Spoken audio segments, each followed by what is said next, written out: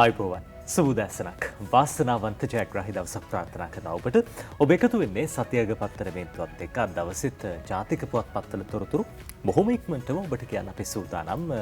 අද දවසේ ජාතික පුවත්පත් වාර්තා කරන තොරතුරු අතරේදී දැන් පාසල් ආරම්භ වෙන්න නියමිතයි.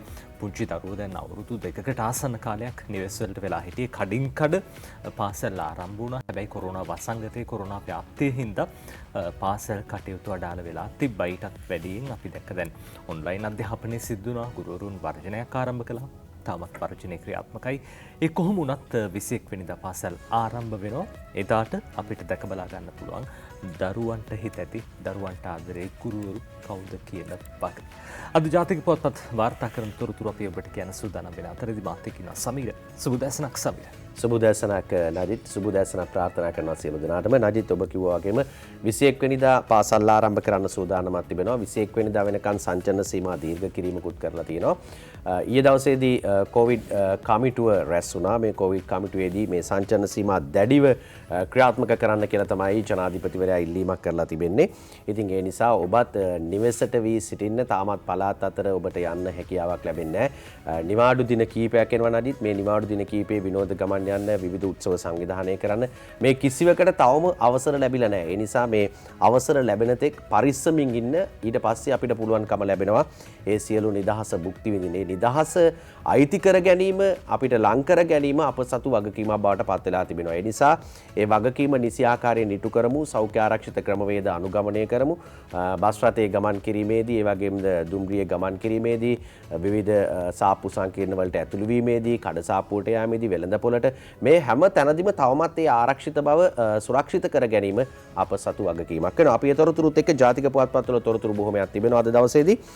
යාවත් කාලින තොරතුරුත් එක්ක අපි ඔබත් එක්ක කතා බහ කරන්න සූදානම්. ඊට කලින් අදිත් අපි හැමදාම වගේ සෙනසුරාදා දවසේ සතියක පත්තර මේන්තුවෙන් පොතක් පිළිබඳ තොරතුරු ඔබේ දැනුමට එකතු කරනවා. නඩිත් අර සමීර කිව්වා වගේම නිවාඩු දින ගණනාවක් එනවා 19 වෙනිදා 20 වෙනිදා නබිනායකතුමන්ගේ උපන්දිනය වගේම පොය දිනය මේ හැම දෙයක් හින්දාම සමහර විට දැන් මේ වෙනකොටත් ඔබ සැලසුම් කරලා ඇති විනෝද චාරිකාවක් යන සඳුදා දවසෙත් මොකක් හරි නිවාඩුවක් දාගෙන මේ ඔහොම තමයි විනෝද චාරිකා යන්නේ. හැබැයි මේ සියල්ලට වැට බැඳලා තියෙනවා නිවාඩුවේ ඔබ ඉන්න ඕනේ කොහෙද?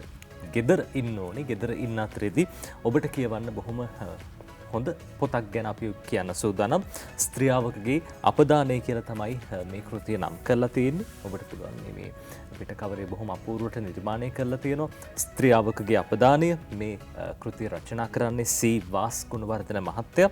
වාස් ගුණවර්ධන මහත්තයා ගැන කිව්වහමත් 2002 අවුරුද්දේදී එතුමන් විශ්‍රාම යන්නේ බදුල්ල දිස්ත්‍රික් ලේකම් නැත්නම් බදුල්ල දිසාපති විදිහට තමයි වාස් ගුණවර්ධන මහත්තයා විශ්‍රාම යන්නේ. මේ කතුවරයා වයස අවුරුදු 17 සම්පූර්ණ වීම සමග උපගුරුවරයෙකු වශයෙන් රාජ්‍ය සේවයට එක් වෙලා ගුරු පුහුණු සහතිකය, ශාස්ත්‍රවේදී උපාධිය හා අධ්‍යාපන ඩිප්ලෝමා විශිෂ්ට සහතිකය ලැබමින් වසර 15ක් කළුතර රත්නපුර හා අනුරාධපුර දිස්ත්‍රික්කවල 1959 ඉඳන් 74 දක්වා ගුරු සේවයේ නිරත වුණා. 1974 දී ශ්‍රී ලංකා පරිපාලන සේවයට එක් වෙලා දිවයිනේ දුෂ්කර දිස්ත්‍රික්ක කිහිපයක වසර 28ක් සේවය කළා කියලා කියනවා. අර බොහෝ දෙනෙක් ගුරුවරුන් ගැන ප්‍රසාදයෙන් කතා කරන්නේ. හැබැයි පහුගිය දවස් ටිකේ ගුරුවරු ගැන ටිකක් අප්‍රසාදයේ ඇති වෙන තැනුත් තිබ්බා. හිත් රිදෙන තැනුත් තිබ්බා. හැබැයි එහෙම හිත් රිදවන්න නැතුව බොහොම හොඳින් කටයුතු කරපු ගුරුවරයෙක් විදිහට වාස් ගුණවර්ධන මහත්තයා හඳුන්වන්න පුළුවන්. එතුමා ලියපු මේ ස්ත්‍රියාවකගේ අපදානයේ කෘතිය ඔබට කියවන්න හැකියාව තියෙනවා. පෙරවදන මේ විදිහට ලියවෙන්නේ. මානව ප්‍රජාවෙන් අඩකට කිට්ටු සංඛ්‍යාවක් ස්ත්‍රී වර්ගයාය. මෙම ස්ත්‍රී වර්ගයාගෙන් සමෘද්ධිමත් ජීවිතයක් ගත කරන්නේ සුළු ප්‍රතිශතයකි. බහුතර ස්ත්‍රී සංඛ්‍යාවක් ගත කරන ජීවිතය ඉතා දුක්ඛිතයි. යෞවන වයසේ සිට මේ දුක්ඛම් කටයුතු වලට ඔහු මුහුණ දෙති. ස්ත්‍රීන් බොහෝ විට පීඩනයට ලක්වන්නේ පුරුෂ පක්ෂය නිසාය. ඒ අතර ස්ත්‍රීන් පීඩනයට පත් කරන ස්ත්‍රීහුද සිටිති. යුගදිවිය හා මාතෘත්වය පදනම් කරගත් විවිධාකාර දුක් කරදරවලට ස්ත්‍රීහු මුහුණ දෙති. ඒ දුක් කරදර ගැන පුරුෂ පක්ෂය හෝ පොදු සමාජයේ සංවේදී වන්නේ ඉතා විරල වශයෙන් කියලා මේ පෙරවදන බොහොම අපූර්වට ලියනවා. ඔබට හැකියාව තියෙනවා මේ ස්ත්‍රියාවකගේ අපදානයේ කෘතිය අරගෙන කියවන්න. විශේෂයෙන්ම දැන් මේ දවස්වල පුංචි දරුවොත් ගෙදරට වෙලා ඉන්නේ, වැඩිහිටියොත් ගෙදරට වෙලා ඉන්නේ. ඔය අතරෙදි කියවන්න හොඳ කෘතියක් විදිහට මේක මේ විශේෂයෙන්ම කාන්තාවන්ට සමාජයේ කොච්චර හිරිහැර බාධක කම්කටොළු සිද්ධ වෙනවද අර දරුවෙක් ප්‍රසූත කරන මොහොතේදී දැඩි වේදනාව විඳින්නේ ස්ත්‍රියක්. ස්ත්‍රී කියන්නේ අර වේදනාව විඳින්න උරුම වෙච්ච සූදානම් වෙලා මේ ලෝකෙට බිහි වෙන කෙනෙක් විදිහට අපිට හඳුන්වන්න පුළුවන්. ඔබටත් හැකියාව තියෙනවා ස්ත්‍රියාවකගේ අපදානය මේ කෘතිය අරගෙන කියවන්න. සමීර. ඔව් නජිත් අපි අද දවසේදී ජාතික පුවත්පත්වල තොරතුරු දෙසට අවධානය යොමු කරමු.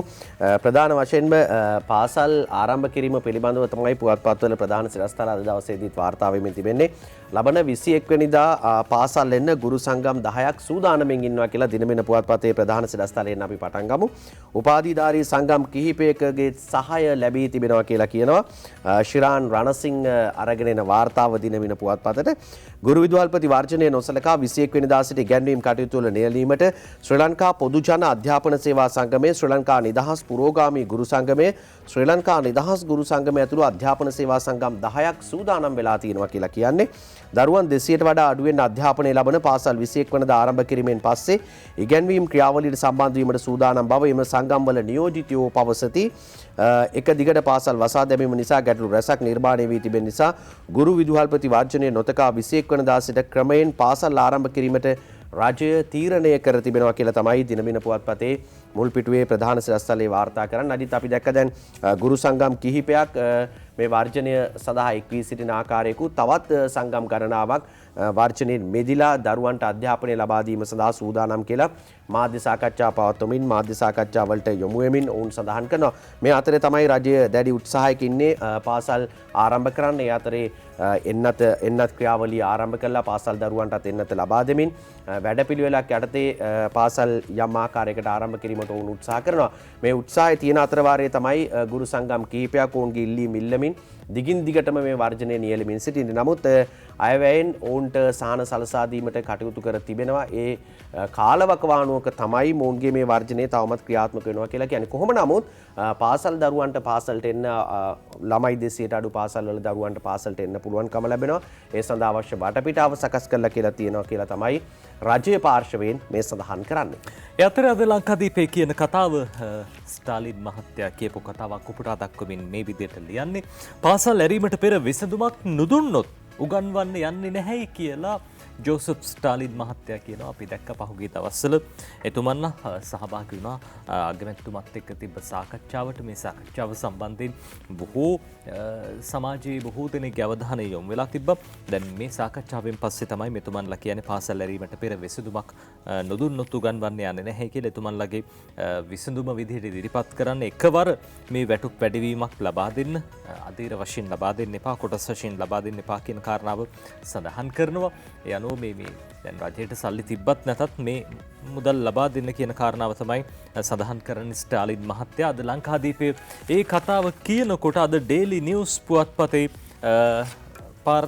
වාර්තා කරන තවත් ප්‍රවෘත්තියකට අපි යනවා. ඩේලි නිවුස් පුවත්පතේ අද සඳහන් වෙනවා මේ විශේෂයෙන්ම දැන් මේ වෙනකොට ගුරුවරු මේ විදිහට උගන්වන්න එන්නේ නැහැ කියලා සඳහන් කරනවා. එතුමා මේ ස්ටාලින් මහත්තයාගේ තනි මතය නෙවෙයි මේ සංගම් ගණනාවක මතය කියලා තමයි එතුමා කියන්නේ. හැබැයි ඒ කොහොම වුණත් අධ්‍යාපන සේවා සංගම් 10ක ගුරු මහත්ම මහත්මීන් දැන් මේ වැඩවර්ජනයට සහභාගී වෙන්නේ නැහැ. එතුමියන්ලා වැඩට එනවා නැත්නම් පාසලට එනවා කියලා තියෙනවා. ඩේලි නිවුස් පුවත්පත කියන්නේ 10 education associations to start teaching in schools from October 21st. මේ ඔක්තෝබර් මාසේ 21 වෙනිදා දැන් පාසල් ආරම්භ වෙනවා. පුංචි දරුවෝ පාසල් යන කාල සීමාව 200ට අඩු පාසල් ආරම්භ වෙන්නේ. දැන් අධ්‍යාපන සේවා සංගම් 10ක ගුරු මහත්මීන් සඳහන් කළ තියෙනවා ඔවුන් පාසල් ආරම්භ වුණාම පාසල් ඉන්න සූදානම් කියලා. 10 education associations to start teaching in schools from October 21st. ඒ විදිහට සටහන් වෙන්නේ. අර අපි කියනවා මේ කට වචනෙට මේ මල් තියලා වඳින්න ඕනේ. මේ වගේ ගුරුවරුන්ට අර විශේෂයෙන්ම පුංචි දරුවෝ දැන් ලොකු අසීරුතාවකට පත් වෙලා ඉන්නේ. ගෙවල් වල ඉඳලා විවිධ මානසික ලෙඩ රෝග විවිධ ව්‍යාධීන්ට මුහුණ දෙන කාල සීමාවක් පුංචි දරුවෝ මේ අයට ගෙදර ඉඳලා පුරුදු නැහැ. පාසලට ගිහිලා දුවලා පැනලා නටලා මේ යාළුවොත් එක්ක ගත කරන කාල සීමාව අහිමි වුණේ. ඉතින් මේ කාල සීමාව දැන් නැවතත් එන්න හදන්නේ. එහෙම වෙලාවකදී පුංචි දරුවන්ගේ අනාගතය සුරකින්න එකතු වෙන්න පුළුවන් නම් එහෙම ඒ කතාව ඒ කාරණාව බොහොම වටිනවා. අද ඩේලි නිවුස් පුවත්පත ඔය පුවත වාර්තා කළේ. දැන් රජිත් ඒ කතාව එහෙම සඳහන් කරද්දී දැන් ගුරුවරු පාසලට ආවේ නැත්නම් විකල්පයක් හොයන්න ඕනේ. විකල්පය මොකක්ද කියලා තමයි මේ කියන්න හදන්නේ. දිනමින වාර්තා කර තිබෙනවා මේ කතාව. අද දවසේදී මෑතකදී බඳවාගත් උපාධිධාරීන් අවශ්‍යතාවයන් මත පාසල්වලට අධ්‍යාපන අමාත්‍යාංශය සඳහන් කර තිබෙන්නේ උපාධිධාරීන්ට පාසල්වල උගන්වන්න අවස්ථාව ලබා දෙන කතාවක් එන්නේ. අපි බලමු ශිරාන් රණසිංහමයි වාර්තාව ලියන්නේ නජිත් මේ විදිහට දරුවන් 200ට වඩා අඩුවෙන් අධ්‍යාපනය ලබන පාසල් 21 වනදා ආරම්භ කිරීමත් සමග ඇතිවන අවශ්‍යතා මත අලුතින් බඳවාගත් උපාධිධාරීන් එම පාසල්වලට යොමු කිරීමට අධ්‍යාපන අමාත්‍යාංශයේ අවධානය යොමු වෙලා තියෙනවා කියලා තමයි කියන්නේ. මීට අදාළ සාකච්ඡා කීපයක්ද පවත්වා තිබෙන අතර ඒ සම්බන්ධව අවසාන තීරණයක් නිල වශයෙන් ප්‍රකාශ කරනු ඇතැයි අමාත්‍යාංශයේ උසස් නිලධාරියෙකු සඳහන් කර තිබෙනවා දිනමින පුවත්පතට. ජනාධිපති ගෝඨාභය රාජපක්ෂ මහතා බලයට පත්වීමෙන් පස්සේ උපාධිධාරීන් 50,000කට පත්වීම් දීමට කටයුතු කළා. කොවිඩ් වසංගතය නිසා වසා දැමුණු පාසල් අධීර කිහිපයක් යටතේ යලි ආරම්භ කිරීමට නියමිත අතර එහි පළමු පියවර ලෙස දරුවන් 200ට අඩු පාසල් ආරම්භ කරන්න පියවර අරගෙන තියෙනවා කියලා කියන්නේ. දැන් ගුරුවරු යම් ආකාරයකින් ගැටලු සහගත තත්ත්වයන් නිර්මාණය කළොතින් අධ්‍යාපන අමාත්‍යාංශයේ අවධානය යොමු වෙන්නේ උපාධිධාරීන් යොදවා හෝ දරුවන්ගේ පැත්තේ ඉඳලා හිටගෙන දරුවන්ට අධ්‍යාපනය ලබා දෙන්නට පියවරක් අරගන්න තමයි උන් උත්සාහ කරන්නේ. ඉතින් අපි දැක්කා සරත් වීරසේකර අමාත්‍යවරයා සඳහන් කර තිබුණා ඒ අවශ්‍ය ආරක්ෂාව යම් කෙනෙකුට තර්ජනය කරනවා නම් ගුරුවරුන්ට එන්න එපා කියලා කියනවා නම් බය කරනවා නම් පාසලට එන්න බය වෙන්න එපා. පාසලට ඇවිල්ලා උගන්වීම් කටයුතු කරන්න එක සංගම් කියන විදියට බයෙන් ඉන්න එපා කියලා තමයි සරත් වීරසේකර අමාත්‍යවරයා පවා සඳහන් කළේ. අපි යනවා දැන් ජනතා විමුක්ති පෙරමුණේ නලින්ද ජයතිස්ස හිටපු පාර්ලිමේන්තු මන්ත්‍රීවරයා සඳහන් කරපු කාරණයකට නජිත් ඔහු සඳහන් කරන්නේ ගුරුවරුන් පාසලට කැඳවීම ආණ්ඩුවේ වගකීමයි කියලා. අසේල කුරුළු වංශ ලියන වාර්තාව දිනමින පුවත්පතට පාසල් විවෘත කර දරුවන්ගේ අධ්‍යාපනය වෙනුවෙන් ගුරුවරුන් පාසලට කැඳවා ගැනීම ආණ්ඩුවේ වගකීමක් බව ජනතා විමුක්ති පෙරමුණේ හිටපු පාර්ලිමේන්තු මන්ත්‍රී වෛද්‍ය නලින්ද ජයතිස්ස මහතා සඳහන් කරනවා. ඒ මහතා ඒ බව සඳහන් කරන්නේ 13 වෙනිදා මහනුවරදී පැවති මාධ්‍ය හමුවක් අමතමින් සඳහන් කරපු කාරණේ තමයි අද දිනමෙන පුවත්පතට ඇවිල්ලා තියෙන්නේ. අපි ඒ ප්‍රවෘත්ති අත උපුටා ගත්තා. ගුරු ගැටලුව සාධාරණ විසඳුමක් දීමට ආණ්ඩුව උනන්දු විය යුතු නමුත් එවැනි තත්ත්වයක් පෙනෙන්නට නොමැති බවත් හෙතෙම සඳහන් කරනවා. ගුරුවරු මේ වැටුප් පැඩවීම ගෙඩිය පිටින් එකවර ඉල්ලන්නේ නැහැ. ආණ්ඩුව සාධාරණ විශ්වාසවන්ත පිළිතුරක් දෙනවා නම් ඔවුන් ලෑස්තිලු වැඩ වර්ජනය නවත්තන්න. නමුත් නජිත් අර ඔබ සඳහන් කළා වගේ අග්‍රාමාත්‍යවරයා සමග පැවති සාකච්ඡාවේදී පළමු පියවර හැටියට මේ අයවැය නොවුන්ට සාධාරණ විසඳුමක් ලබා දීලා තිබ්බා. ඒ නිසා තමයි ගුරු සංගම් මේ වර්ජනයත් එක්ක හිටපු ගුරු සංගම් කීපයක්ම කිව්වේ අපි දැන් සූදානම් මේ ලබා දෙන සහනත් එක්ක පාසලට යන්න, පාසලට ගිහිල්ලා දරුවන්ට උගන්වන්න අපි සූදානම් කියලා තමයි ඔවුන් සඳහන් කළේ. දැන් තුනෙන් එකක් මුලින්ම දීලා ඊට පස්සේ තුනෙන් දෙකක් පස්සේ දෙනවා කියලා ලබන අවුරුද්දේ අයවැයෙන් දෙනවා කියලා තමයි අන්තිමට යෝජනා වෙලා තිබ්බේ සමීර. කොහොමුණත් ඒ යෝජනාවටත් අකමැති වුණා.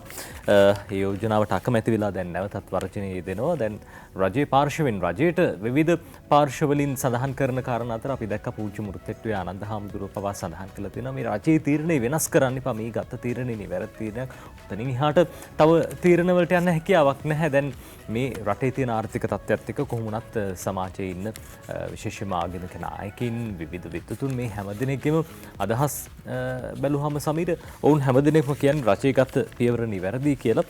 ඒ කොහොමුණත් අද ඩේලි නිවුස් පුවත්පතේ කියන කතාවකට අපි යනවා. ඩේලි නිවුස් පුවත්පතේ මේ අපි දැක්කා විපක්ෂයනුත් විශේෂයෙන්ම ඉල්ලීම් කළා තියෙනවා මේ ගුරුවරුන්ට මේ වැඩවර්ජනය අවසන් කරන්න කියන කාරණාව. දැන් අපි පුටාගන්නේ පාටලී චම්පික රණවක මන්ත්‍රීතුමා කියපු කතාවක් අද ඩේලි නිවුස් පුවත්පතේ ලියලා තියෙනවා. පාටලී මහත්මයාත් ඉල්ලලා තියෙනවා ගුරුවරුන්ගෙන් මේ වැඩවර්ජනය නවත්තන්න කියලා. Patali urges teachers to end strike. විශේෂයෙන්ම දැන් රටක් විදිහට අපි එක ගමනක් යන්නේ. විපක්ෂයේ මේ විදිහට සහාය දැක්වීම බොහොම වටිනවා කියන කාරණාව අපි විශේෂයෙන් සඳහන් කරන්න ඕනේ. පාටලී මහත්මයාත් ඉල්ලලා තියෙනවා. දැන් ගුරුවරුන්ගෙන් වැඩවර්ජනය අවසන් කළ සේවයට එන්න පුංචි දරුවන්ගේ අනාගතය සුරකින්න එතුමා අධ්‍යාපනය ගැන විශේෂයෙන්ම වැඩි උනන්දුවකින් කටයුතු කරන චරිතයක් හින්දා වෙන්නේ නැති මේ බව සඳහන් කරන්න නැත්te කොහොමුණත් අද ඩේලි නිවුස් පුවත්පත කියන විදිහට සමග ජනබලවේගයේ පාර්ලිමේන්තු මන්ත්‍රීතුමන් පාටලී චම්පික රණවක මහත්තයත් මේ විදිහට ඉල්ලලා තියෙනවා මේ වැඩවර්ජනය අවසන් කරලා ගුරුවරුන්ට ඉක්මනට පාසල එන්න කියලා. දැන් මේ අහිංසක දරුවන්ගේ අධ්‍යාපනය කඩාකප්පල් කරන්න එපා කියලා එතුමා සඳහන් කරලා තියෙනවා. මේ විශේෂයෙන්ම දැන් අරගලයක නිරත වෙන වැටුප් වැඩි කිරීම සම්බන්ධයෙන් මේ වැටුප් පිළිබඳ ගැටලුව අත්හැරලා දාලා සේවයට වාර්තා කරන්න කියලා එතුමත් ඉල්ලලා තියෙනවා කියලා අද ඩේලි නිවුස් පුවත්පත කියනවා. ඔව් නඩිත් ඒ විදිහට සඳහන් වෙද්දී දැන් SB දිසානායක හිටපු අමාත්‍යවරයා වත්මන් පාර්ලිමේන්තු මන්ත්‍රීවරයා ආందోලනාත්මක ප්‍රකාශ පසුගිය කාලවකවානුවෙත් කළා. ඒ වගේම අද දවසේ තවත් ප්‍රකාශයක් කරනවා. දැන් මේ ගුරුවරු සම්බන්ධව තමයි මේ කතාව එන්නේ. දැන් දිගටම සමාජයේ ප්‍රධාන කතිකාවතක් බවට පත් වී තිබෙන්නේ මේ ගුරු වර්ජනය පිළිබඳව. ගුරුවරු ඇයි පාසලට එන්නේ නැත්තේ කියලා ඊයේ දවසේ අපි දැක්කා දෙමාපියෝ බොහොමයක් ගිහිල්ලා අමාත්‍යවරුන් සහ රජයේ නිල්ලීම් කරනවා ගුරුවරු කෙසේ හෝ පාසලට කැඳවන්න ඇයි පාසලට ගෙන්න ගන්න මේ ගුරුවරු එන්නේ නැත්තේ කියලා ගුරුවරුන්ගෙන් ඉල්ලීමක් කරනවා ආයාචනා කරනවා ගුරුවරු ඇවිල්ලා දරුවන්ට උගන්වන්න පාසලට එන්න බැරි ගුරුවරු හවස පන්ති දාගෙන ඔන්ලයින් වලින් උගන්වනවා මේ විදිහට කරනවා නම් ඇයි පාසලට ඇවිල්ලා දරුවන්ට මේ වෙලාවේ මේ ඇති වී තිබෙන තත්ත්වයත් එක්ක මේකට විසඳුමක් විදිහට ගුරුවරු පාසලට ඇවිල්ලා දරුවන්ට අධ්‍යාපනය ලබා දෙන්න බැරි ඇයි කියලා. දැන් දිවයින පුවත්පත වාර්තා කරන්නේ රජයේ තීරණ වලට පිටින් යන වෘත්තීය සමිති මර්ධනය කරන්න කියලා තමයි SB දිසානායක හිටපු අමාත්‍යවරයා කියන්නේ. යම් වෘත්තීය සමිතියක් රජයේ තීරණ වලට එකඟ නොවී ඉදිරියට යන්නේ නම් රාජ්‍ය බලය යොදා එම වෘත්තීය සමිති ක්‍රියාමාර්ගය නතර කළ යුතු බව මහනුවර දිස්ත්‍රික් මන්ත්‍රී SB දිසානායක මහතා ඊයේ පැවති ප්‍රවෘත්ති සාකච්ඡාවකදී සඳහන් කළා කියලා තමයි දිවයින පුවත්පත වාර්තා කර තිබෙන්නේ. SB දිසානායක අමාත්‍යවරයා පිළිබඳව පසුගියදා ජෝසප් ස්ටාලින් ගුරු සංගම් නියෝජිතයාත් සඳහනක් කළා. ඊට පිළිතුරුත් ලබා දුන්න මේ මාධ්‍ය හමුවේදීම SB දිසානායක අමාත්‍යවරයා ඒ අතරේ SB දිසානායක මහතා එහෙම කියද්දි තමයි චම්පික රණවක හිටපු අමාත්‍යවරයා සඳහන් කරන කාරණේ නඩිත් ඔබ සඳහන් කළේ. චම්පික රණවක මහතා සඳහන් කර තිබුණා දිනමින පුවත්පතේ පිළිබඳ තොරතුරු වාර්තා කර තිබුණා. පාසල් දරුවන් බිල්ලක් කරගන්නට එපා කෙසේ හෝ පාසලට එන්න පාසල් දරුවන් බිල්ලක් කර නොගන්න චම්පික රණවක ගුරු විදුහල්පතිවරුන්ට කියයි කියලා තමයි සිරස්තලයත් එක්ක තොරතුරු වාර්තා කර තිබුණේ. ඒ පිළිබඳව අද දිනමින පුවත්පතේ මුල් පිටුවේ වාර්තා කර තිබෙනවා ප්‍රධාන සිරස්තලයක් හැටියට. ඒ චම්පික රණවක අමාත්‍යවරයා සඳහන් කර කාරණේ අපි ඔබට සඳහන් කළේ දිනමින පුවත්පතේ මුල් පිටුවේ සිරස්තලයක් විදියට. ඒ අතර අද ලංකාදීපේ කියන කතාව දැන් පළාත් අතර සංචරණ සීමා 21 වෙනිදා තෙක් දැඩි කරලා තියෙනවා. 21 වෙනිදා පාසල් ආරම්භ වෙනවා. ඉතින් ඊයේ දවසේ අපි දැක්කා කොවිඩ් මර්ධන කමිටුවේ නිලධාරීන් රැස් වෙලා ඒ පිළිබඳව සාකච්ඡා කරනවා. අද ලංකාදීපයත් කියනවා යුද හමුදාපති ජෙනරාල් ශවේන්ද්‍ර සිල්වා මහත්තයාව උපුටා දක්වමින් එතුමා කියපු කාරණාවක් පළාත් අතර සංචරණ සීමා 21 දාතෙක් දැඩි කරයි කියලා ශවේන්ද්‍ර සිල්වා මහත්මයා කියන කතාව. දැන් මේ රැස්වීමේදී විවිධ තීරණවලට එළඹුණා. ඒ අතරදී 21 වෙනිදා වෙනකම් විශේෂයෙන්ම 19 20 දවස්වල මේ රථවාහනවල හැසිරීම පිළිබඳව අධ්‍යයනය කරන්න කියලා ජනාධිපතිතුමන් උපදෙස් දුන්නා. මේ නීතිය දැඩිව ක්‍රියාත්මක කරන්න පළාත් අතර සංචරණය සිද්ධ කරන්න දෙන්න එපා. වාහනවලට ඒ විදිහට විශේෂයෙන්ම විනෝද චාරිකාවලට යන්න බොහෝ දෙනෙක්ට ඉඩකඩක් සැලසෙන්නේ නැහැ. පළාත් අතර සංචරණය අත්හිටුවලා තියෙන්නේ. ඔය අතරේ වයස අවුරුදු 18 19 කාල සීමාවේ පසුවෙන පාසල් දරුවන්ට නත්කරණය ආරම්භ කරන්න කියලා විශේෂම ඒ කොවිඩ් මර්ධන කමිටු රැස්වීමේදී උපදෙස් ලබා දුන්නා. මේ වෙනකොටත් කොළඹ දිස්ත්‍රික්කයේ ආරම්භ වෙලා තියෙන්නේ. ඊ දවසේ අපි දැක්ක ප්‍රවෘත්ති තුලිනුත් අපි ඔබට කිව්වා මේ විදිහට එන්නත්කරණේ සාර්ථකව සිදු වෙනවා කොළඹ පාසල් කේන්ද්‍ර කරගනිමින්. ඒ අතරදී දැන් එක් පළවෙනි මාත්‍රාව පාසල් දරුවන්ට ලබා දෙන අතරදී දැන් දෙවෙනි මාත්‍රාව ලබා දෙන්න නියමිතයි. විශේෂිත අවශ්‍යතා තියෙන දරුවන්ට ඒ දරුවන්ට පළවෙනි මාත්‍රාව ලබා දීලා තියෙන දැන් දෙවෙනි මාත්‍රාවත් ලබා දෙන්න සූදානම් කියන කාරණාව අද ලංකාදීපේ සඳහන් කරනවා. ඔය අතරේ Daily Mirror පුවත්පත කියනවා inter provincial travel restrictions to be strictly enforced till next Thursday. ලබන බ්‍රහස්පතින්දා වෙනකන් මේ සංචරණ සීමා දැඩිව අකණ්ඩව ක්‍රියාත්මක කරන්න සූදානම් කියන කාරණාව inter provincial travel restrictions to be strictly enforced till next Thursday කියලා තමයි මේ සිරස්තලය අද දවසේදී යොදලා තියෙන්නේ. අතරේදී දැන් මේ වෙනකොට අපේ රටේ කොරෝනා ආසාදිතයන් ප්‍රමාණය 5,30,421ක්.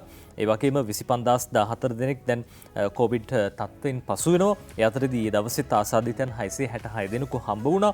මරණ ප්‍රමාණය ඊයේ දවසේදී වාර්තා කරපු මරණ පෙරේදා සිද්ධ වෙච්ච ඊයේ දවසේ තහවුරු කළ මරණ ප්‍රමාණය 20ක් දැන් සෑහෙන්න අඩු වෙලා තියෙනවා. මේ තත්ත්වේ නැත්තටම නැති වෙන දවසක් එනවනම් තමයි අපිට රටක් විදිහට වටින්නේ. ඔය අතරේ සමස්ත මරණ ප්‍රමාණය 13,449ක් කියලා Daily Mirror පුවත්පත කියන සමීර දැන් ජනාධිපතිතුමා ඇතුළු පිරිස ඊයේ දවසේදී මේ පිළිබඳව සාකච්ඡා කළේ කොවිඩ් මර්ධන කමිටුවේදී. අනිකුත් ජාතික පුවත්පතත් මේ පිළිබඳව තොරතුරු වාර්තා කරන අපිට පුළුවන් ජනාධිපතිතුමා දක්වපු අදහසුත් බලන්න. අපි ඒ දවසේ ඒම පාලනයක් කරන්නේ නැතුව ඒ දිස්ත්‍රික්කේ කොහොමද පොසිටිව් කේසස් එන්නේ කියලා බලලා ගම්මානයක නම් ඒ ගම්මානේ අයිසොලේට් කරලා ඒ කොටස් අපි ගත්තොත් හොඳයි. මේ අඩු වෙලා තියෙන වෙලාවේ අපිට කොහොම හරි ඒක කන්ට්‍රෝල් කරගන්න පුළුවන්. ඒක මේ කොහෙන්ද කියලා හරියට බැලුවේ නැතොත් එකපාරටම අපහු පැතිරෙන්නට පුළුවන්. විශේෂයෙන්ම සෞඛ්‍ය අමාත්‍යාංශයෙන් ප්‍රකාශයක් නිකුත් කරන්න මේ වීකෙන්ඩ් එකේ ප්‍රදේශ අතර යන්න ඉඩ දෙන්නේ නැහැයි කියලා. මොකද මේ කාලය ඇතුළත හැමතැනම යන්න ගියොත් ආපහු මේ පාලනය කරගෙන තියෙන එක නැති වෙලා වැඩි වෙන්නට පුළුවන්. ඔව් නජිත් ඊයේ දවසේදී කොවිඩ් කමිටුව රැස් වුණා ජනාධිපතිතුමාගේ ප්‍රධානත්වයෙන්.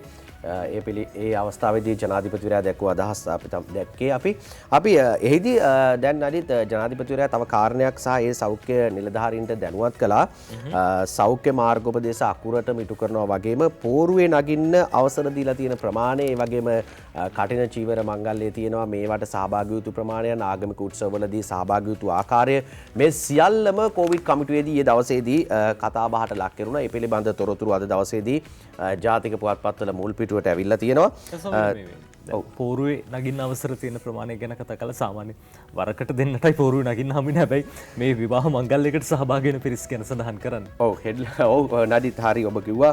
දැන් ඒ කාරණේ එන්නේ දිවයින පුවත්පතේ ප්‍රධාන ශාස්ත්‍රයක් විදියට ඒ විදියට අපි යමු 50 දෙනෙකුට දැන් මේ උත්සවයට සහභාගී වෙන්න පුළුවන්. මුලින් 25යි තිබුණේ හෝටලේ එහෙම නැත්නම් මංගල උත්සව ශාලාවේ ධාරිතාවෙන් 25ක ප්‍රමාණයක් තිබුණා. දැන් 50 දෙනෙකුට අවසර දීලා තියෙනවා. මේක වැඩි කර ගැනීම ඔබේ වගකීමක් බවට පත් වෙනවා. අද සිට සෞඛ්‍ය මාර්ගෝපදේශ පෝරුවේ නගින්න අවසර කියලා තියෙනවා. උත්සවයට 50 දෙනයි, මළගෙදරකට ඉන්න පුළුවන් 15 දෙනයි.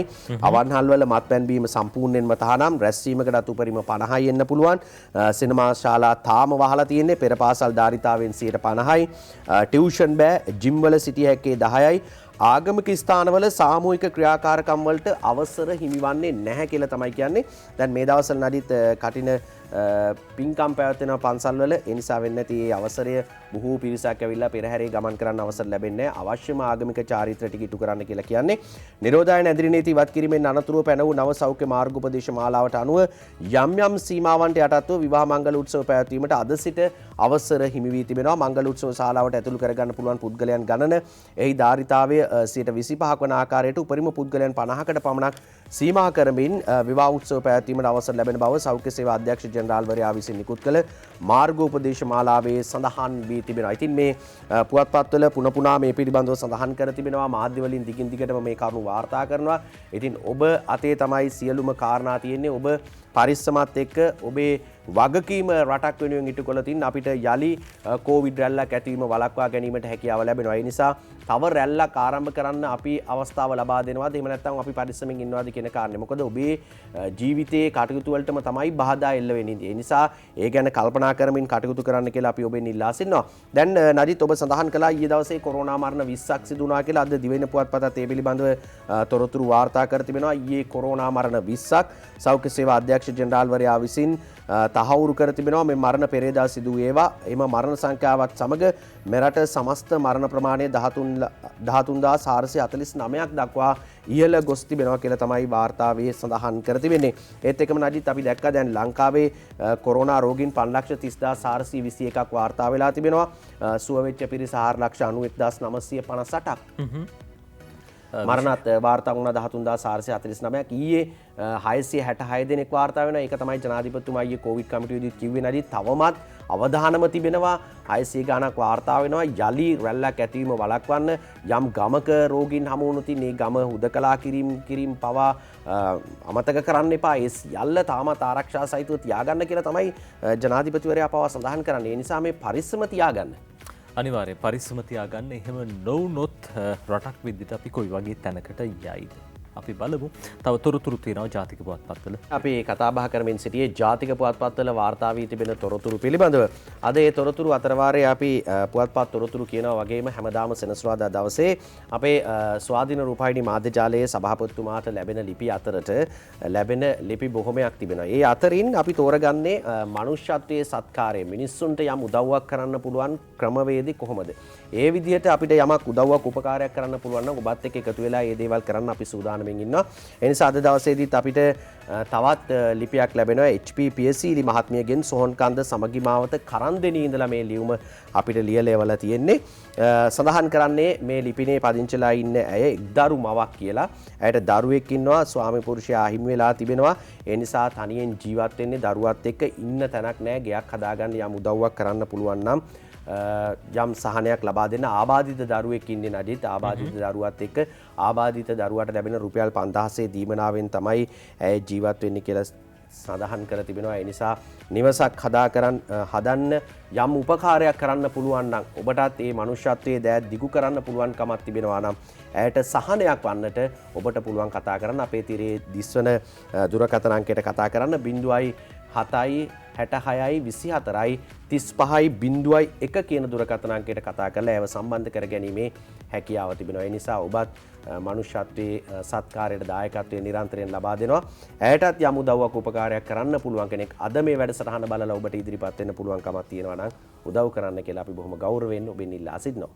අපි දන්නවා මේ රූපවාහිනී තිරේ ඉස්සරහා ඉඳගෙන බලාගෙන ඔබට උණු වෙන හදවතක් තියෙනවා. ඒ උණු වෙන හදවත පාවිච්චි කරන්න හොඳම වෙලාව අපි ඔබට ආරාධනා කරනවා මනුෂ්‍යත්වයේ සත්කාරයත් එක්ක එකතු වෙන්න.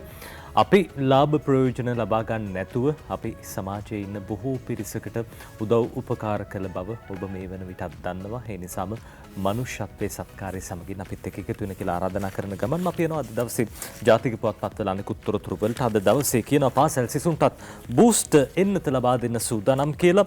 ලංකාදීප පුවත්පතේ ප්‍රධාන පිටුවේ නැත්නම් පළවෙනි පිටුවේ පළවෙනි මේ පුවත සිසුන්ටත් පාසල් සිසුන්ටත් බූස්ට් එන්නත කියලා තියෙන්නේ.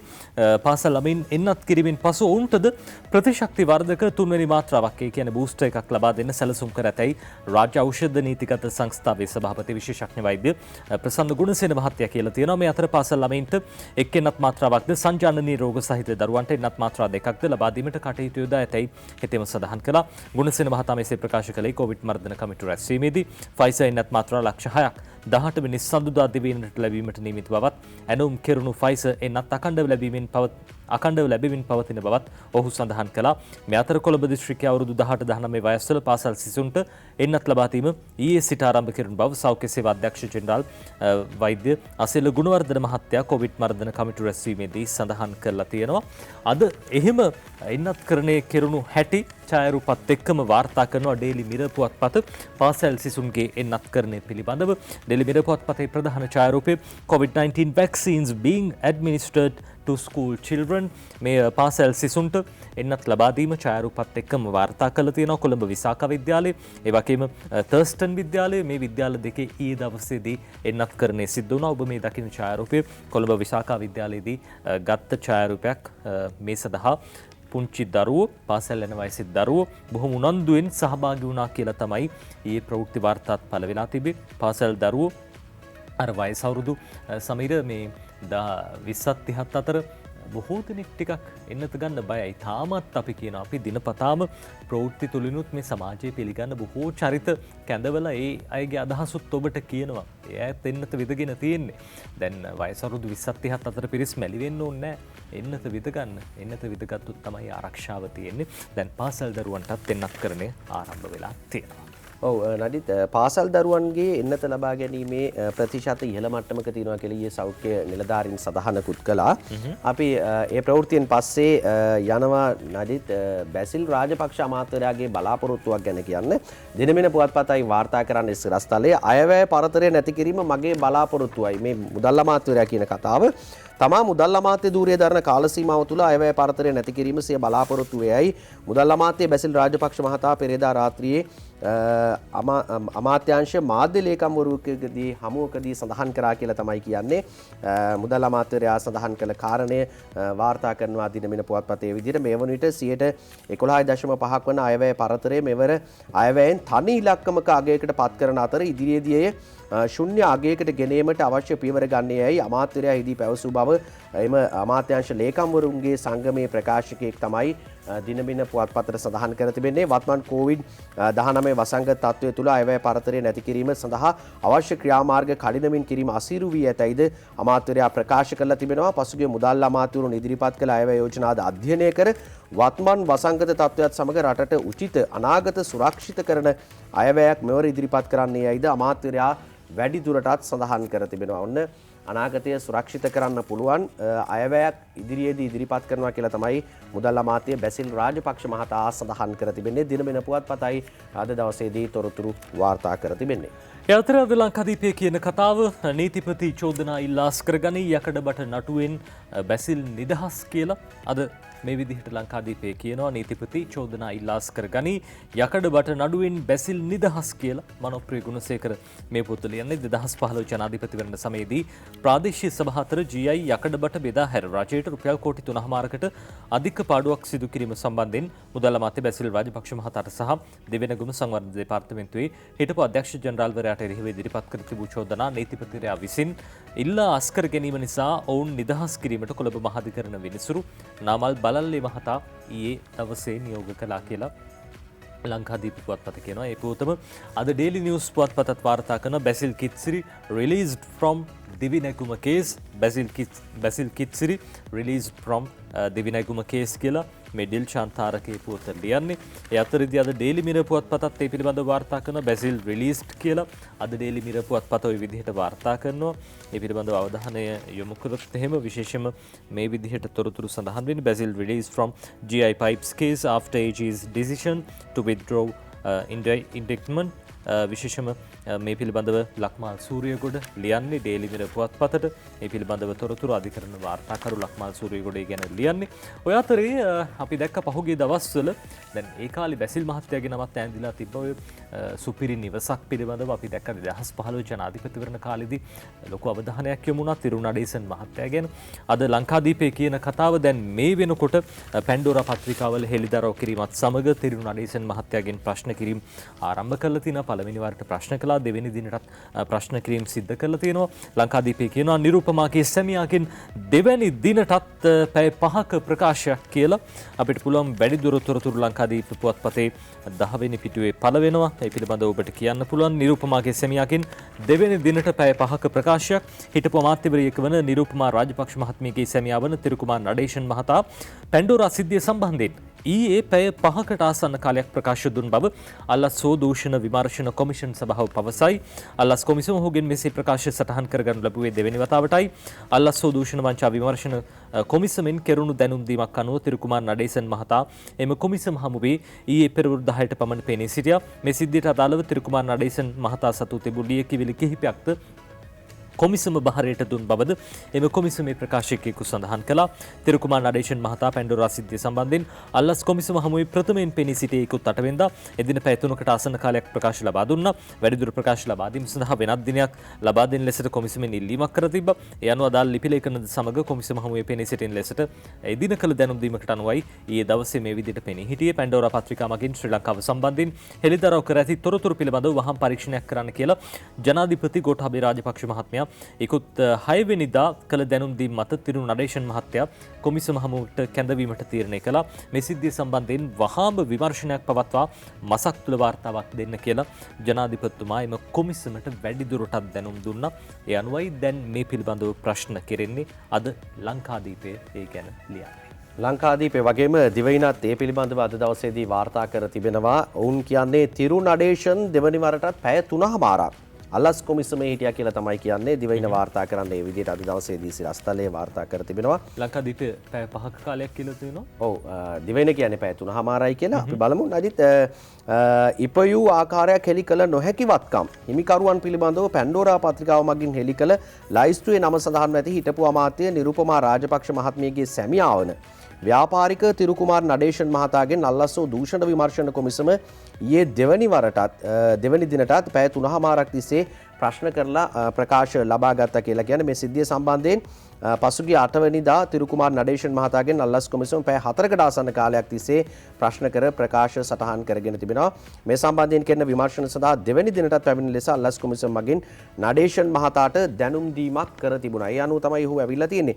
දැන් අදිත් මේ වගේම මේ තවත් කීප දෙනෙක් පිළිබඳව මේ පැන්ඩෝරා පත්‍රිකාවේ සඳහන් වෙනවා කියලා දැන් සමාජ මාධ්‍ය ජාලාවල ඒ වගේම අනිකුත් ප්‍රවෘත්තිත් එක්ක වාර්තා වෙමින් තිබෙනවා. ඉදිරියේදී බලන්න පුළුවන් තිරු නඩේෂන් වගේම මේ හිටපු අමාත්‍යවරිය ගැන තොරතුරු ලැබෙනවා වගේම අනිත් අය ගැනත් දැන් තොරතුරු හෙළිවෙමින් තිබෙනවා. ඒ අතර වාරයේ තමයි දිවයින තව කතාවක් කියන්නේ ප්‍රධාන සිරස්තලයේ ඔවුන්ගේ අද උදේ වාර්තා කර තිබෙන්නේ ස්විස් බැංකුවේ රහස් අහෝසි.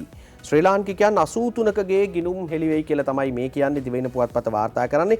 කීර්ති වර්ණකුල සූර්ය ලියන වාර්තාව වසර ගණනාවක් තිස්සේ ස්විස් බැංකුවෙහි පැවති රහස්‍යභාවය ස්විස් රජය මගින් අහෝසි කර තියෙනවා. මේ නිසා ස්විස් බැංකුවල ඇති ශ්‍රී ලාංකිකයන් 83 දෙනෙකුගේ බැංකු ගිණුම් අනාවරණය වී තිබෙනවා කියලා තමයි ඔවුන් සඳහන් කර තිබෙන්නේ. මේ නිසා ස්විස් බැංකුවල ඇති ශ්‍රී ලාංකිකයන් 83 දෙනාගේ බැංකු ගිණුම් අනාවරණය වී තිබෙනවලු. ස්විට්සර්ලන්තයේ ජිනීවාහි ප්‍රධාන බැංකු දෙකක මෙම ගිණුම් ඇතැයි ජිනීවා ආරංචි මාර්ග සඳහන් කරනවා. ඉන්දිය රජය දැනටමත් ඉන්දියානුවන්ගේ ස්විස් බැංකු ගිණුම් වල තොරතුරු ලබාගෙන තියෙනවා. ස්විස් පාර්ලිමේන්තුව සම්මත කළ පනතකින් මෙම රහස්‍යභාවය අහෝසි කරා කියලා තමයි කියන්නේ. දැන් ඉන්දියාව ක්‍රියාත්මක වෙලා තියෙනවා දැනටමත් මේ පිළිබඳව සොයා බලන ලංකාව පැත්තෙනුත් ඉක්මනින්ම හොයලා බලලා මේ කවුද මේ විදිහට ආයතා විදිහට ගනුදෙනු කරලා මේ හම්බ කරලා සල්ලි ගිහිල්ලා මේ ස්විස් බැංකුවේ තැන්පත් කරලා තියෙනවාද මේවා ටිකක් හොයලා බැලුවොතින් ඉදිරියේදී මේ වගේ දේවල් කරන්න ඉන්න අයත් ටිකක් බය වෙයි නජිත්. ඒ නිසා මේවා හොයලා බලලා ඉක්මනින්ම උත්තර හොයාගන්නවා නම් මේවට විසඳුම් දෙනවා නම් මේ කවුද කින්ද මන්ද කියලා තොරතුරු අනාවරණය වෙනවා නම් අනවශ්‍ය නම් ගම් එළියට ඇවිල්ලා බොරුවට චෝදනා කරන අයට නිදහස් වෙන්න පුළුවන්කමකුත් ලැබේ. ඔයත්‍රය අද ලංකාදීපේ ප්‍රධාන සිරස්තලයට අපි යනවා. දැන් මේ වෙනකොට රටේ සමාජයේ ලොකු විරෝධතා ව්‍යාපාර සූදානම් කරන්න කට්ටිය බලාගෙන ඉන්නවා. හේතුව තමයි ජීවන වියදම ඉහළ ගිහිල්ලා භාණ්ඩ මිල වැඩි වෙලා. ඊයේ දවසෙත් අපි දැක්ක කොටුව දුම්රියපොළ ඉස්සරහා පිරිසක් ගෑස් ටැංකිත් තියාගෙන විරෝධතාවයක නිරත වුණා. අද ලංකාදීපේ කියන කතාව පාකිස්තානයෙන් ගෙන කන්ටේනර් 40ක බාස්මති හාල් කෑමට නුසුදුසුයි කියලා මේ අර දැන් කෑම ගණන් යන අතරදී මේ නුසුදුසු හාලුත් ගෙනනලා කියලා තමයි ලංකාදීපේ කියන්නේ. පාකිස්තානයෙන් ගෙන කන්ටේනර් 40ක බාස්මති හාල් කෑමට නුසුදුසුයි. එයින් කොටසක් සැඟවූ වත්තල ගබඩාවටත් සීල් කියලා අද මේ විදිහට ලංකාදීපේ ප්‍රධාන පුවතල යන්නේ මහින්ද නිශ්ශංක. පෞද්ගලික ආනයනකරුවෙකු පාකිස්තානයේ නානයනය කළ බව කියන බාස්මති සහ කන්ටේනර් 40ක් පරීක්ෂාවට ලක් කළ සෞඛ්‍ය අංශ එම සහල් පරිභෝජනයට නුසුදුසු මට්ටමක පවතින බවට තහවුරු කරගෙන තියෙනවා කියලා කියනවා. අපිට පුළුවන් වැඩිදුර තොරතුරු වලට යොමු වෙන්න. දැන් මේ පිළිබඳව විශේෂයෙන්ම ඊයේ දවසේ ලොකුවට කතාබහ සිද්ධ කළා. අද ලංකාදීපේ ඇතුල් පිටුවේ මේ පිළිබඳව තොරතුරු වැඩිදුරටත් කියනවා. දැන් මේ ගබඩාවට සීල් තබන්න කටයුතු කරලා තියෙනවා. මේ සහල්තුගේ සම්බන්ධයෙන් සැකසිතු සෞඛ්‍ය අමාත්‍යාංශය සහ ආහාර පාලන ඒකකයේ මගින් පරීක්ෂාවට ලක් කර ඇති අතර එහි කෘමීන් විශාල පිරිසක් දක්නට ලැබුණු බවද සෞඛ්‍ය අංශ සඳහන් කරනවා. එම කන්ටේනර් වලින් කන්ටේනර් 9ක් රැගෙන ගොස් වත්තල ප්‍රදේශයේ ගබඩාවක සංගවා ඇති බවට තොරතුරු ලැබුණා. මේ පරීක්ෂා කිරීම වලදී සෞඛ්‍ය අංශයම ගබඩාවට මුද්‍රා තැබීමට කටයුතු කළා කියලා සඳහන් වෙනවා. මේ ආකාරයේ කල්ලිකුතු තවත් සහල්තොග වරායි ඇද්දයි සොයා බලන බවද සෞඛ්‍ය අංශ සඳහන් කළා කියලා කියනවා. සමහර විට දැන් කොරෝනා කාලේ මේවා ලංකාවට ගෙන්නලා කන්ටේනර් ඇතුලේ තිබිලා මේ විදිහට නරක් වුණාද කල්ලිකුත් වුණාද කියන කාරණාවක් දන්නේ නැහැ. කොහොම වුණත් රටේ ජනතාවට සාධාරණ විදිහට භාණ්ඩ ලැබෙන්න ඕනේ. අපි දන්නවා බඩු මිල වැඩි. ඒකට හේතුව මේ පවතින කොරෝනා වසංගතයේ ලෝකෙම වෙසෙනයක් බවට පත් වෙලා තියෙනවා. රජයකට පාලනය කරන්න බැරි මට්ටමටම අද ලංකාදීපේ කියන තවත් කතාවක්. දැන් මේ වෙනකොට කිරිපිටි මිලත් වැඩි වෙලා හයිලන්ඩ් පැලවත් කිරිපිටි මිලත් නග්ගයි කියලා. දැන් අනිකුත් කිරිපිටිවල මිල ආනයනික කිරිපිටි නිසා මිල ඉහළ දමලා තියෙනවා. හැබැයි හයිලන්ඩ් සහ පැලවත් කිරිපිටිත් මිල වැඩි වෙලා කියලා අද මේ විදිහට ලංකාදීප පුවත්පත කියනවා. අපිට පුළුවන් ඇතුල් පිටුවේ මේ පිළිබඳව තොරතුරු වලට යොමු වෙන්න. හයිලන්ඩ් පැලවත් කිරිපිටි මිලත් නග්ගයි. හයිලන්ඩ් කිලෝව රුපියල් 225කින් ග්‍රෑම් 400 රුපියල් 90කින් පැලවත් කිලෝව රුපියල් 200කින් ග්‍රෑම් 400 රුපියල් 80කින් කියලා වැඩිදුරටත් තොරතුරු වාර්තා කරන්න යොහාන් බාසුර. අපිට තියෙන ප්‍රශ්නේ තමයි දැන් මේවා ආනයනික කිරිපිටිත් නෙවෙයි මිල වැඩි වුණේ ඇයි කියන කාරණාව. දැන් බොහෝ දෙනෙක් සමීර හිතාගෙන හිටියේ ආනයනික කිරිපිටි වල මිල වැඩි වුණාම දැන් කමන්නේ නැහැ දේශීය කිරිපිටි වල හරි මිල මේ මට්ටමේ තියෙනවනේ කියලා. දැන් ඉතින් දේශීය කිරිපිටි වල මිලත් වැඩි වෙලා කියලා තමයි කියන්නේ. හයිලන්ඩ් සහ පැලවත් කිරිපිටි මිලද ඊයේ වැඩි කිරීමට එම සමාගම් පියවර අරගෙන තියෙනවා. යනවා හයිලන්ඩ් කිරිපිටි කිලෝවක මිල රුපියල් 225කින් පැලවත් කිරිපිටි කිලෝවක රුපියල් 200කින් ඉහළ දාලා තියෙනවා. දැන් මේ වෙනකොට ඒ මිල වැඩිවීම අනුව හයිලන්ඩ් කිරිපිටි කිලෝවක පැකැට්ටුවක නව මිල රුපියල් 1170ක්, ග්‍රෑම් 400 කිරිපිටි පැකට්ටුවක් රුපියල් 470ක්, පැලවත්ත කිරිපිටි කිලෝවක් 1165ක්, ඒ වගේම ග්‍රෑම් 400ක් රුපියල් 460කට අලෙවි කරන බව එම සමාගම් පවසයි කියලා ලංකාදීපේ කියනවා. ඊයේ දවසේ ඉඳන් මේ මිල ක්‍රියාත්මකයි.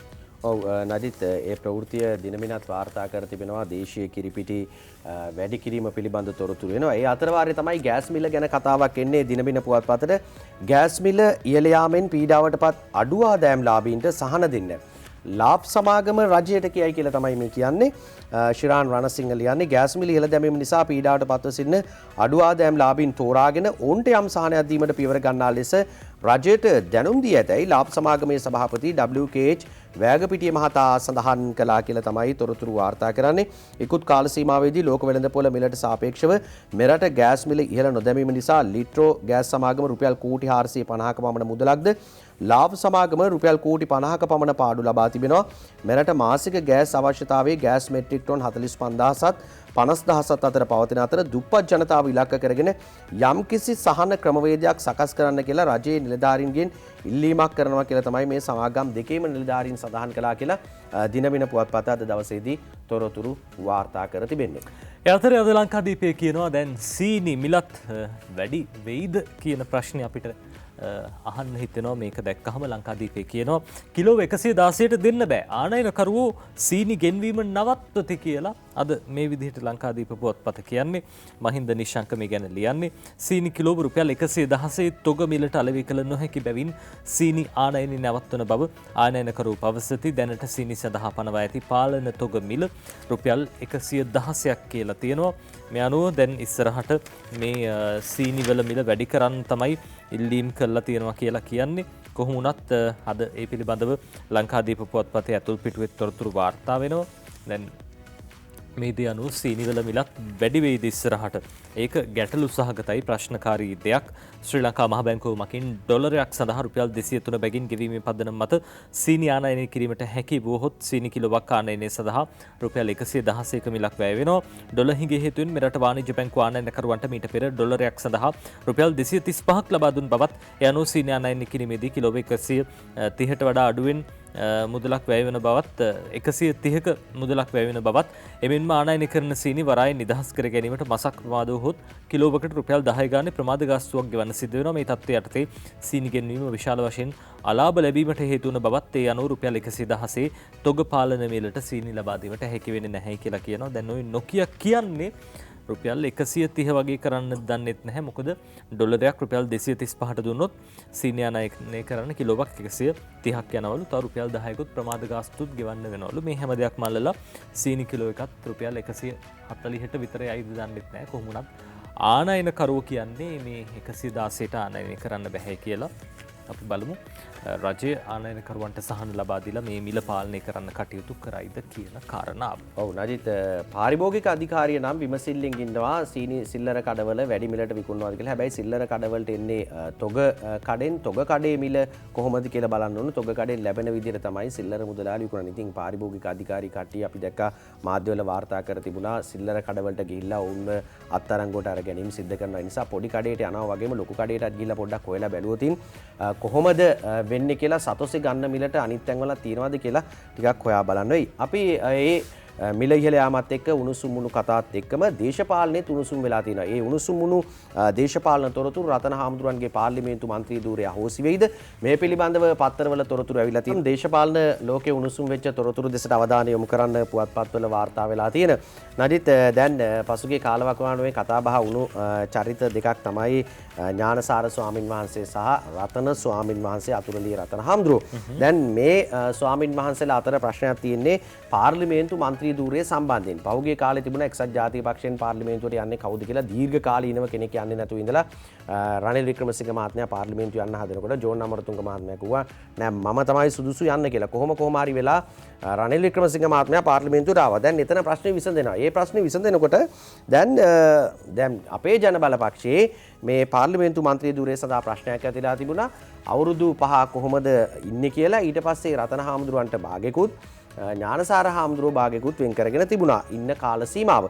දැන් පත්තරවලට එනවා മന്ത്രി ධූරයෙන් ඉවත් කරනවයි කියන ලියවිල්ල නීත්‍යානුකූල නැහැ මා උසාවිය යනවා. මේ කියන්නේ රතන හාමුදුරුවෝ රතන හිමිගේ മന്ത്രി ධූරය අහෝසි කරන ලිපිය මැතිවරණ කොමිසමට එවලා පළක් නැහැ. සභාපති නිමල් පුංචේවා මැතිවරණ කොමිසමේ කියනවා. ඒ වගේම පක්ෂයේ තීරණ වලට එරෙහි වීම නිසා රතන හිමි ඉවත් කළා. අපේ ජන බල පක්ෂයේ ජාතික සංවිධායක සුසන්ත කොඩිතුවක්කු මහතා ඒ විදිහට කියනවා. රතන හිමි වෙනුවට ඥානසාර හිමි අපේ ජන බල පක්ෂය සඳහන් කර තිබෙනවා. රතන හාමුදුරුවෝ කියන්නේ මේක නීත්‍යානුකූල නැහැ කියලා. ඒ නිසා උසාවිය යනවලු පාර්ලිමේන්තු මන්ත්‍රී ධූරයෙන් ඉවත් කිරීමට යොමු කර ඇති කියන නීත්‍යානුකූල නොවන ලියවිල්ල සම්බන්ධයෙන් ඉදිරියේදී නීත්‍යානුකූල පියවර ගන්නා බව අපේ ජන බල පක්ෂයේ පාර්ලිමේන්තු මන්ත්‍රී අතුරුලී රතන හිමි දිනමින පුවත්පතට සඳහන් කර තිබෙනවා. එවැනි ලිපියක් යොමු නොකළේ යයි පක්ෂ සභාපතිවරයා තමන් වහන්සේට දැනුම් දුන් හේයින් කලබලයට පත් නොවන බවත් රතන ස්වාමින් වහන්සේ සඳහන් කරනවා. සභාපතිවරයා එහෙම කිව්වට නදිත් සංවිධායකවරයා කියලා තියෙන්නේ පක්ෂයේ තීරණ වලට එරෙහි වීම නිසා රතන හිමියන් ඉවත් කළා. අපේ ජන බල පක්ෂයේ ජාතික සංවිධායක සුසන්ත කොඩිතුවක්කු මහතා ඒ විදිහට සඳහන් කර තිබෙනවා. පක්ෂයේ තීරණ වලට එරෙහිව කටයුතු කිරීම ඇතුළු චෝදනා 4ක් මුල් කරගනිමින් පාර්ලිමේන්තු මන්ත්‍රී අතුරුලියේ රතන හිමියන් අපේ ජන බල පක්ෂ සමාජිකත්වයෙන් ඉවත් කර ඇති බව එම පක්ෂයේ ජාතික සංවිධායකතුමා තමයි සුසන්ත කොඩිතුවක්කු මහතා ඒ විදිහට කියනවා. දැන් ඒ විදිහට ජාතික සංවිධායකතුමා සඳහන් කරද්දී ඔවුන් ලිපිය යවන්නේ මැතිවරණ කොමිසමට නෙමෙයි පාර්ලිමේන්තුවේ මහලේකම්වරයාට. පාර්ලිමේන්තුවේ මහලේකම්වරයා කියනවා අපිට එවන්න එපා මැතිවරණ කොමිසමට යවන්න කියලා. කොහොම වුණත් දැන් යලි ප්‍රශ්නයක් ඇවිල්ලා තියෙනවා පාර්ලිමේන්තු මන්ත්‍රී ධූරය සම්බන්ධයෙන්. අතුරුලියේ රතන ස්වාමින් වහන්සේද එහෙම නැත්නම් ගලගොඩ අතේ ඥානසාර ස්වාමින් වහන්සේටද මේ තනතුර හිමි වෙත්තේ කියලා. ඥානසාර හාමුදුරුවෝ පහුගිය දවස්වල නඩි දිගටම කිව්වා මේ മന്ത്രി ධූරේ මට එච්චර ලොකු දෙයක් නෙමෙයි මට කියන්න ඕන දේවල් ටිකක් තියෙනවා පාර්ලිමේන්තුවට ගිහිල්ලා කියන්න ඕනේ කතා කරන්න ඕනේ ඒ නිසා මේ කාලවකවානු වලදී මට මේක නොලැබුණොත් මට මේක වැඩක් නැහැ කියලා තමයි උන්වහන්සේ සඳහන් කළේ. දැන් අපේ ජන බල පක්ෂය සඳහන් කර තිබෙනවා රතන හාමුදුරුවෝ වෙනුවට ඥානසාර හාමුදුරුවන්ට අවස්ථාවක් ලබා දෙනවා කියලා. බලමු මේ ප්‍රශ්නය මොන විදිහට විසඳෙයිද කියලා උසාවිය යන කාරණයක් තියෙන්නේ. දේශපාලන කියන්නේ තර දුක් කරදර කම්කටොළු තියෙන තැනක් කියලා තේන්නේ අපිට ඔය වගේ දේවල් දැක්කම කොහොම වුණත් පක්ෂය තුළ ප්‍රශ්නයයි විසඳ ගනී රටේ ජනතාව විදිහට අපිට තියෙන්නේ බලාගෙන ඉන්න සහ ඡන්දයක් අහම ඔබේ ඡන්දේ නිවැරදිව පාවිච්චි කරන්න. ඒ අතරේ අපි යනවා අපිට සතුටු හිතෙන කාරණාවකට. ඒ තමයි යොහානි අපේ රටට දැන් මැනිකක් වෙලා ඉවරයි. යොහානි දැන් ඉන්දිය සුපිරි ගායක රහමාන් පරදයි කියලා ලංකාදීපේ කියනවා. මේ රහමාන් මහත්තයා එයා රහමාන් ලෝකෙම දන්න ජනප්‍රිය චරිතයක් සංගීතඥයෙක්. YouTube සබ්ස්ක්‍රයිබ්ස් ගත්තහම එතුමගේ YouTube සබ්ස්ක්‍රයිබර්ස් වල නැත්තම් YouTube ග්‍රාහකයන් විශාල ප්‍රමාණයක් හිටියා. දැන් මේ ප්‍රමාණයත් අභිබවා යොහානි ඉහළට ගිහිල්ලා කියලා කියනවා. YouTube ග්‍රාහකයන් මිලියන 2.97 පන්නයි කියලා අද ලංකාදීපේ කියනවා. නිවන්ති රණසිංහ නිගැන්ඩියන්නේ මැනිකේ මගේ හිතේ ගායනයෙන් ලෝපුර අතිශය ජනප්‍රියත්වයට පත් යොහානි ද සිල්වා මාස 4ක් වැනි කෙටි කාලයක් තුළ ඉන්දිය සුපිරි සංගීතඥයෙකු මෙන්ම ගායකයෙකු වන AR රහමාන්ගේ YouTube ග්‍රාහකයන් සංඛ්‍යාවද අභිබවා ඉදිරියට ගොස් සිටින්නීය. යොහානිගේ YouTube ග්‍රාහකයන් ගණන මේ වන විට මිලියන 3කට ආසන්න වී තිබෙනවා. ඉන්දිය සංගීත ක්ෂේත්‍රයේ සුපිරි තරුවක් වන AR රහමාන්ගේ YouTube ග්‍රාහකයන් සංඛ්‍යාව මිලියන 2.93ක් වන අතර යොහානි ද සිල්වාගේ YouTube ග්‍රාහකයන්ගේ සංඛ්‍යාව මිලියන 2.97ක්. යොහානිගේ මැනිකේ මගේ හිතේ ප්‍රතිනිර්මාණ ගීතය ඊයේ පස්වරු 3 පමණ වන විට YouTube සමාජ මාධ්‍ය ඔස්සේ නැරඹුම් වාර 15 කෝටි 46 ලක්ෂ 43438ක් ලෙස වාර්තා වෙලා තිබ්බා කියලා අද ලංකාදීපේ ওই විදිහට කියනවා. අපිට බොහොම වටිනවා රටක් විදිහට අපේ භාෂාව අපේ සංගීතය ජාත්‍යන්තරයට ගිහිල්ලා තියෙනවා. ඔව් නදිත් අපිට පුවත්පත්වල තොරතුරු අවසන් කරන්න පුළුවන්. අපි ක්‍රීඩා තොරතුරු අතෝරා ගන්න අවසන් ප්‍රවෘත්ති හැටියට 2020 ක්‍රිකට් ලෝක කුසාන සැනකෙළිය ආරම්භ වෙනවා හෙට දවසේදී. ශ්‍රී ලංකා කණ්ඩායම පළමු වටේ තරඟවලට සූදානමක් තියෙන්න ඕනේ. සඳුදා තමයි තරඟ බිමට අවතීර්ණ වන්නේ ශ්‍රී ලංකා කණ්ඩායම. ඒ කාණ්ඩයේ යටතේ ඉන්නේ ශ්‍රී ලංකාව. පළමු වටේ තරඟවලට මුහුණ දීලා තමයි ශ්‍රී ලංකා කණ්ඩායමට යන්න උනේ. ඒ අනුව ශ්‍රී ලංකාව අයර්ලන්තය නෙදර්ලන්තය සහ නැමීබියාව තරඟ වදිනවා. ඒ කණ්ඩායම යටතේ B කාණ්ඩයේ යටතේ බංග්ලාදේශ කණ්ඩායමත් ස්කොට්ලන්ත ස්කොට්ලන්තය පැපුවා නිව්ගෙනියාව සහ ඕමානයේ තරඟ වදිනවා. මේ කණ්ඩායම් 8න් කණ්ඩායම් 4ක් තෝරගන්නවා ශ්‍රී ලංකා කණ්ඩායමට සිදු වෙනවා මේ තරඟ වටේට ඇතුළු වන්නට මේ තරඟ ජයග්‍රහණය කරන්න. අපි ඒ ප්‍රවෘත්තියෙන් පස්සේ දවසේ කාටුන් තොරතුරු වලට යන්න සූදානම්.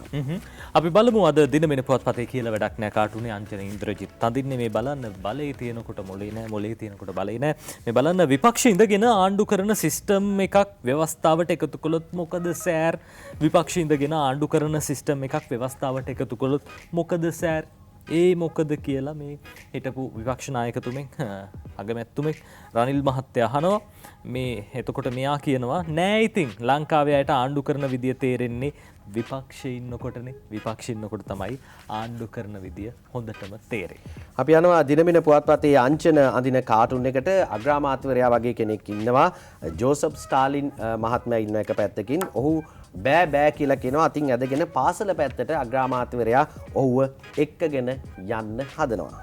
ජෝසප් ස්ටාලින් කියන පුංචි දරුවව අතින් ඇදගෙන යන්න හදනවා ගමැතිතුමා පාසල පැත්තට. මේ දිවින පුවත්පතේ ජයරත්න වික්‍රමසිංහගේ ෆේස්බුක් කාටුනේ බලන්න සජිත් බලේ ඉන්නකොට මොලේ තිබිලා නෑ කියලා රෝහිත කියන්නේ. සජිත්ට බලේ ඉන්නකොට මොලේ තිබිලා නෑයි කියලා රෝහිත කියන්නේ. කාටත් කියන්න තියෙන ඉතින් ඔය ටිකම තමයි. මේ අංචනගේ කාටුන් දෙන්නේ කතා බහ කරනවා කාබනික පොහොර වලින් පමණක් තේවගාව සාර්ථකව කරන්න බෑ කියලා සජිත් කියනවා කියලා කියනවා. ඒ ගමන කෘෂි උපදේශක කෙනෙක් වෙලා වගේ කියලා තමයි කියන්නේ. මේ බලන්න මේ කවුරුත් දන්න චරිතයක් දිනමෙන පුවත්පත අඳින්නේ මේ කාටුනේ අනුර තේනුවර මේ කාටුනේ අඳින්නේ මට ඔය අමාත්‍යංශය දුන්න නම් කියලා එක්කෙනෙක් කල්පනා කරන මේ අතකොත් ඉස්සරහට තියාගෙන කට හින්දා අවුරුද්දක් විතර තැප්පම අදිද මෙහෙම කියන්නේ කාටද රවි කරුණානායක මහත්තයාට එතුමා ඔය අවුරුද්දක් විතර ඇමතිකම නැතුව හිටියනේ.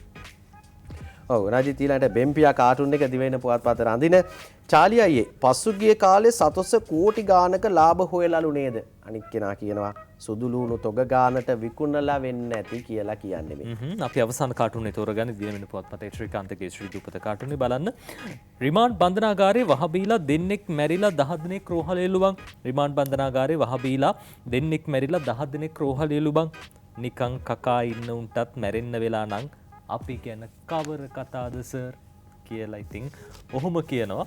අපි ඒ කාටුනත් එක්කම අදට ඔබේ නිවසින් සමුගන්න සූදානම් වෙනවා. ඔව් නජිත් අපි සමුගන්නා මොහොතේ ප්‍රාර්ථනා කරමු සුවදායි හෙටක්.